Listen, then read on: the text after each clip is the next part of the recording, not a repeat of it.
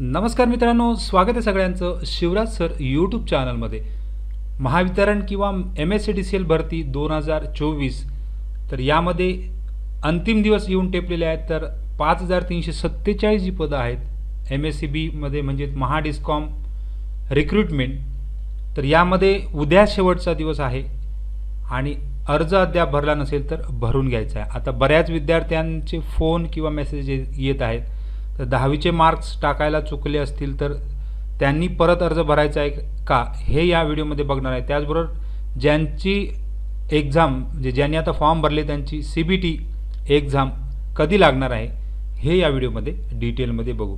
तर जाऊ direct detail नोटिफिकेशनकडे. तोपर्यंत तुम्ही चॅनलवर नवीन असाल तर सबस्क्राईब करा आणि ऑल नोटिफिकेशनला क्लिक करा, म्हणजे तुम्हाला सगळ्याच नोटिफिकेशन लगेच मिळत जाते. रोजच्या अपडेट्ससाठी तुम्ही टेलिग्राम आणि व्हॉट्सअप चॅनलला सुद्धा जॉईन करू शकता. सगळ्याच लिंक खाली डिस्क्रिप्शनमध्ये दिलेल्या आहेत. तर मित्रांनो, महावितरण मार्फत 1 मार्चला जनरली ॲप्लिकेशनसाठी डिटेल आलेली आहे आणि 1 मार्चपासून ॲप्लिकेशन ऑनलाईन लिंक आली आणि 20 मार्च म्हणजेच उद्याचा शेवटचा दिवस त्या ठिकाणी आहे. आणि फी भरण्यासाठी सुद्धा तुम्ही उद्याचा शेवटचा दिवस आहे. तुमच्याकडे जी प्रिंटिंग आहे ॲप्लिकेशन प्रिंट म्हणजे PDF ती तुम्ही 4 तारीखपर्यंत डाउनलोड करून ठेवू शकता. तर अशा प्रकारच्या डेट्स जवळ म्हणजे शेवटचा दिवस उद्याचा राहिलेला आहे. त्यामुळे ज्यांनी अद्याप अर्ज भरला नसेल त्यांनी अर्ज भरून घ्या. काही 1-2-4 व्हिडिओ बघून घ्या आणि त्यामध्ये अर्जामध्ये कोणकोणत्या चुका झाल्यात बऱ्याच विद्यार्थ्यांच्या आणि त्यासुद्धा बघून घ्या. बऱ्याच विद्यार्थ्यांचे फोन किंवा मेसेज येत आहेत. तर SSCचे मार्क्स जे आहेत ते त्यांनी चुकवले आहेत. तर त्या SSC गुणांचा जी नोंद आहे ती कधी तुम्हाला येणार आहे, तर उमेदवारांनी SSC परीक्षेतील सरासरी गुण नोंद करायची आहे. बेस्ट ऑफ 5 गुणांची नोंद ग्राह्य धरण्यात येणार नाही. तर बऱ्याच विद्यार्थ्यांनी बेस्ट ऑफ 5 गुणांची नोंद केली आहे, म्हणजे फक्त 5 विषयांचे गुण त्या ठिकाणी ॲड केलेले आहेत किंवा डायरेक्ट तुमच्या सर्टिफिकेटवर जे आहेत ते ॲड केलेले आहेत. हे या ठिकाणी चुकलेलं आहे. त्यामुळे जेवढे सगळे गुण झालेले आहेत, 6 विषय असतील, 650 पैकी असतील, 600 पैकी असतील किंवा त्याच्यापूर्वी जरी काही उमेदवार असतील, जेवढे 6 विषयांचे गुण आहेत ते सगळे टाकायचे, त्यांची पर्सेंटेज काढायची आहे. म्हणजे मिळालेले गुण भागिले तुमचे एकूण गुण अशी गुणिले 100 अशी पर्सेंटेज काढायची आणि ती त्या ठिकाणी टाकायची आहे. बऱ्याच विद्यार्थ्यांनी बेस्ट ऑफ 5ची जी मार्क्स टाकली ते चुकीचे आहेत. आता याचा संबंध कधी येणार आहे, सध्या तुमचा अर्ज बाद केला जाणार नाही. तुम्ही ज्यावेळी मेरिटमध्ये याल आणि निवड सूची म्हणजे मेरिट जी लिस्ट होणार आहे तयार करताना ज्या उमेदवारांचे गुण समान असतील, म्हणजे समजा 2 किंवा 2पेक्षा जास्त उमेदवारांचे गुण ज्यावेळी मेरिटमध्ये समान होणार आहेत, अशा बाबतीत उमेदवाराची जन्मतारीख विचारित घेतली जाणार आहे. म्हणजे ज्याचं वय जास्त आहे त्याला प्राधान्य त्या ठिकाणी दिलं जाणार आहे. म्हणजे विहित केलेल्या वयोमर्यादे अधीन राहून, म्हणजे जी वयोमर्यादा दिलेली आहे त्यामध्ये समजा तुम्ही आणि तुमच्या सोबत असलेला मार्क्स यांचे मार्क्स एखादा विद्यार्थी त्यांचे मार्क्स समान आले तर ज्याची जन्मतारीख जास्त आहे, समजा तुमची जन्मतारीख जास्त आहे तर तुम्हाला प्राधान्य दिलं जाईल.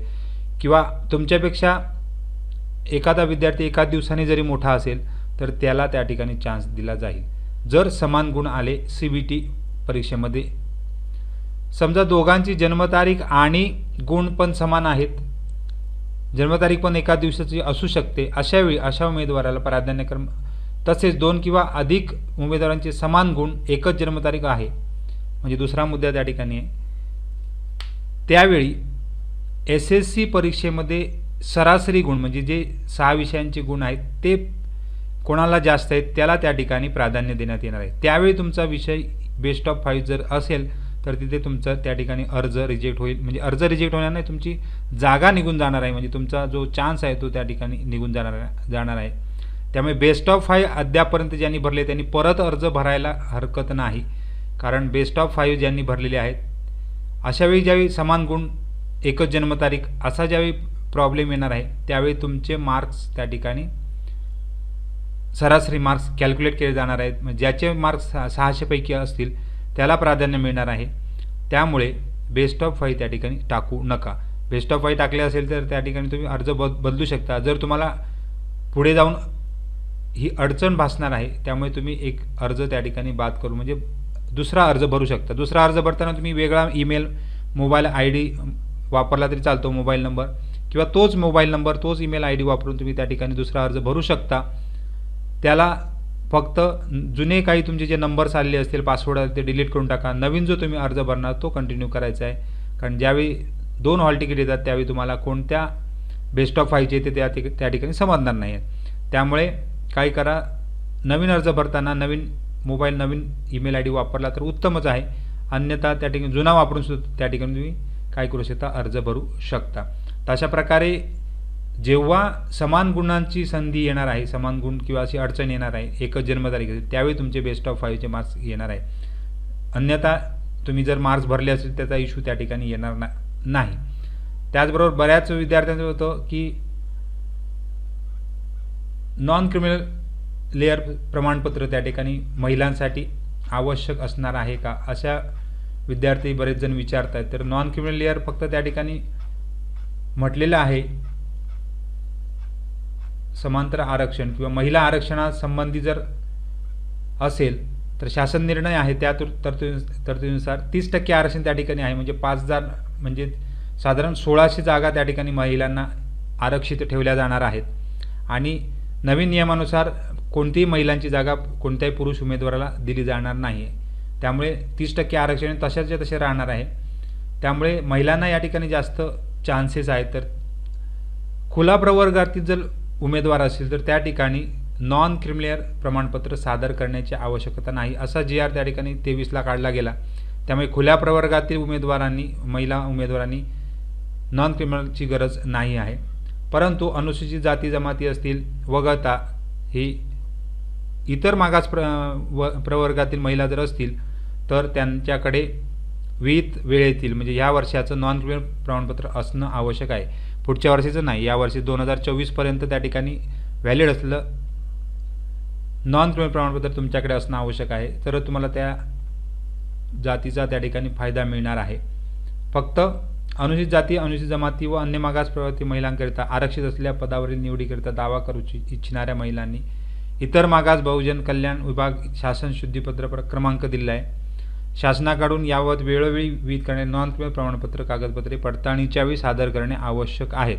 म्हणजे पडताळणीच्या वेळी हे जुने प्रमाणपत्र त्या ठिकाणी तुमच्याकडे असणं आवश्यक आहे 2023-24.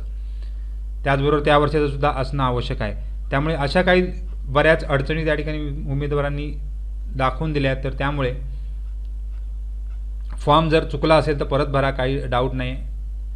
आणि काही अजूनही प्रॉब्लेम असेल तर उद्या शेवटचा दिवस आहे, तर शेवटच्या दिवसापर्यंत कमेंट बॉक्समध्ये कमेंट करू शकता आणि तुम्ही त्या ठिकाणी या परीक्षेला सामोरे जा. कारण परीक्षा लवकरच लागणार आहे, परंतु या ठिकाणी आचारसंहितेचे एक त्या ठिकाणी आता इलेक्शन लागल्यामुळे तर परीक्षेच्या बाबतीत विद्यार्थी विचारतात, तर परीक्षा आचारसंहिता लागल्यामुळे साधारण इलेक्शन होईपर्यंत तरी अंदाज नाही. म्हणजे तुम्हाला अजूनही 2 महिने त्या ठिकाणी इलेक्शन म्हणजे साधारण 4 जून नंतरच म्हणजे जून मिडला तुमची या ठिकाणी परीक्षा लागणार. तोपर्यंत तुम्हाला 1-2 महिने परीक्षेला सुद्धा अभ्यासाला सुद्धा मिळत आहे. त्यामुळे जोरात अभ्यास करा आणि बऱ्यापैकी बरेच त्या ठिकाणी MCQs टाकलेले आहेत, त्याचबरोबर पुस्तकांची डिटेल्स पण दिलेली आहे. तर आपापल्या परीने अभ्यास करा आणि शेवटपर्यंत अभ्यास करत राहा, म्हणजेच त्या ठिकाणी तुम्हाला या मेरिट लिस्टमध्ये येणं त्या ठिकाणी संभव आहे. आता निगेटिव्ह मार्किंग असल्यामुळे त्या ठिकाणी तुम्ही निगेटिव्ह मार्किंग असल्यामुळे परत एकदा म्हणतोय तर अभ्यास 100% प्रॉपर केला पाहिजे प्रत्येक विषयाचा. त्यामुळे तुम्हाला ही भरती अत्यंत आवश्यक आहे. तर सगळ्यांना खूप खूप शुभेच्छा आहेत. काही डाऊट असेल तर कमेंट बॉक्समध्ये कमेंट करा आणि थँक्यू व्हेरी मच.